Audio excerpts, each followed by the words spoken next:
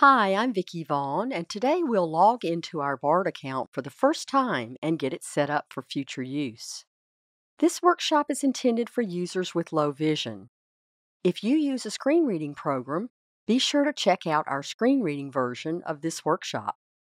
So, in a previous workshop in this series, we went through the BARD application process.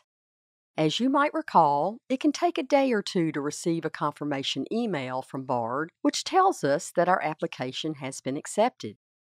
If we've been approved for membership, the email will contain our BARD username and a temporary password. There are also links to the BARD website and BARD instructions. I encourage you to check out the instructions page. It's chock full of helpful information, whether you're new to BARD or a seasoned pro.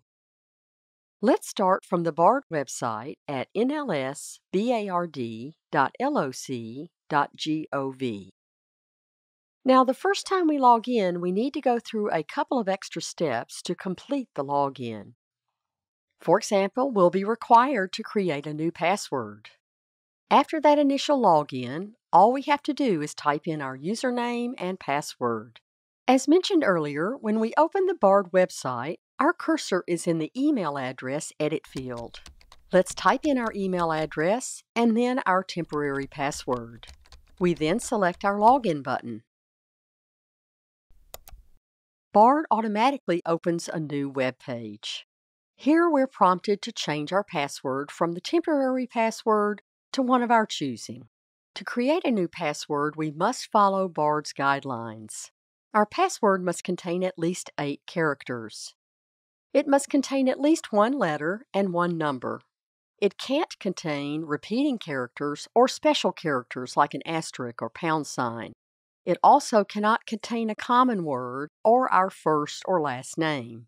Lastly, it cannot be a password that we've used for our BARD account in the past. There are 2 edit fields on this page. We enter our new password in the first field and then enter it again to ensure that it's accurate. Once we've entered our new password, we select the Change Password button with our mouse pointer. If our new password meets all the criteria, a new web page automatically opens.